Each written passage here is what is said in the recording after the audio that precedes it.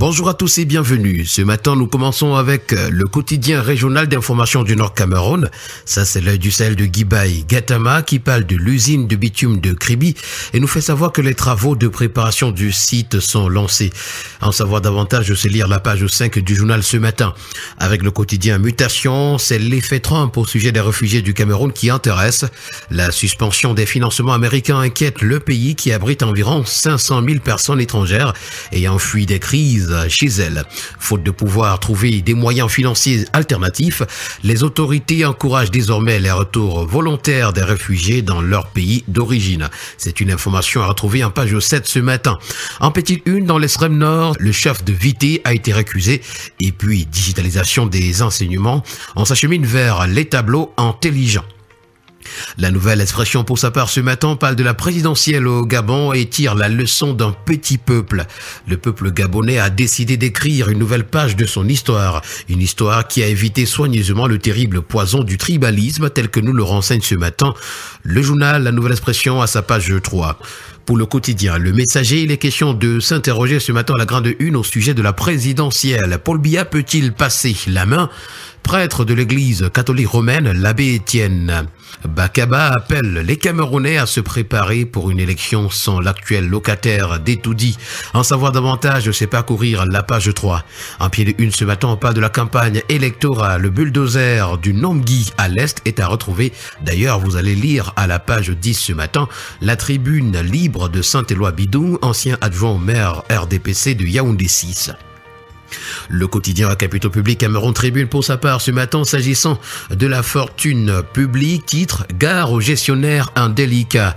Le lancement des activités du Conseil de discipline budgétaire et financière pour l'année en cours ce jour à Yaoundé s'inscrit dans un contexte marqué par une plus grande autonomie financière de cette structure. La cérémonie est placée sous le très haut patronage du président de la République.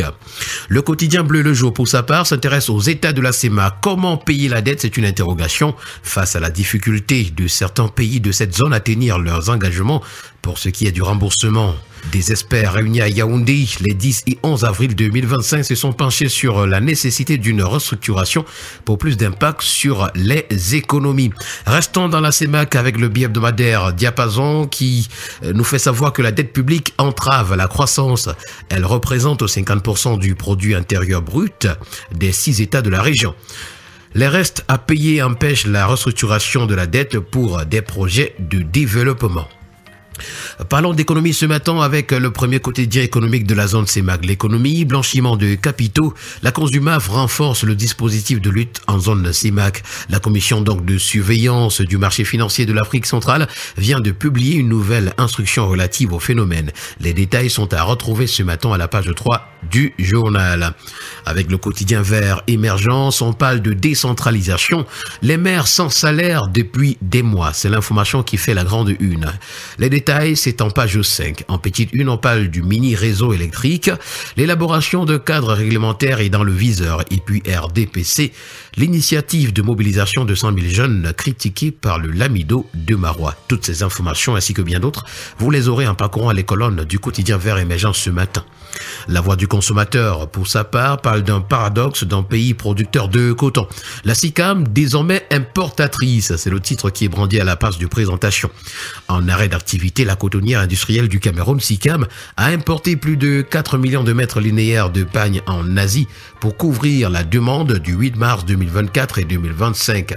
Sa restructuration, comme celle de la Sonara, est inscrite dans la stratégie nationale de développement 2030, SND 30, qui se présente désormais comme de fausses promesses. Plusieurs leaders d'opinion accusent l'État du Cameroun d'être responsable de la faillite de la SICAM. À la grande une du quotidien Econews ce matin, on parle des tracteurs pour l'autonomie alimentaire. Retrouvons l'analyse d'une stratégie camerounaise. Et puis, s'agissant de l'électrification au Cameroun, les mini-réseaux court-circuitent l'isolement. On parle amplement de ces mini-réseaux électriques ce matin à la grande une du quotidien Info Matin. C'est le Cameroun qui opte pour un cadre réglementaire. Un atelier de consultation des parties prenantes sur son élaboration a ce 15 avril à Yaoundé été ouvert par le ministre de l'Eau et de l'Énergie Gaston Elundou Essomba. Objectif, atteindre un taux d'accès à l'électricité de 100%, surtout dans les zones reculées d'ici à 2030. Le quotidien d'information républicaine. Le drapeau ce matin parle de la gestion durable des déchets. Le MINDU et le PNUD sont main dans la main. Face à la prolifération des déchets dans les grandes villes camerounaises, la ministre de l'Habitat et du Développement urbain, Célestine Kétia-Cortez, initie une vaste réflexion nationale sur la gestion durable des ressources en déchets. Avec l'appui du PNUD, les états généraux prévus les 6 et 7 mai 2025 à Yaoundé ambitionnent de poser les bases d'une économie circulaire, créatrice d'emplois et respectueuse de l'environnement. Voilà donc l'information à retrouver à la page 6 ce matin. Avec le biais hebdomadaire, l'étudiant parle du Forum national de l'éducation. Il est question de sauver le 3e trimestre. Comment le faire? Allez lire la page 2 du journal ce matin. Pour la terre promise hebdo, on s'interroge au sujet de la candidature de Maurice Kamto. À qui la faute? Et d'après le journal ce matin, le leader du mouvement pour la renaissance du Cameroun parle d'un complot du parti au pouvoir visant à l'écarter de la course en octobre 2025. Mais le camp d'en face lui oppose plutôt le code électoral.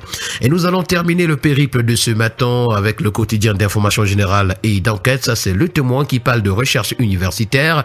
Le paiement est effectif s'agissant de l'allocation spéciale de 2025. Il faut dire que ce paiement a débuté le 15 avril 2025 et le paiement par biaitage suivra à partir du 17 avril 2025. Les premiers concernaient bien évidemment les virements bancaires. Voilà qui a permis de mettre un terme à cette autre sortie de la revue de la presse camerounaise. Merci à vous, mesdames et messieurs, d'avoir été à l'écoute. Au plaisir de vous retrouver très prochainement pour une nouvelle édition. D'ici là, portez-vous bien. Bonne journée à tous.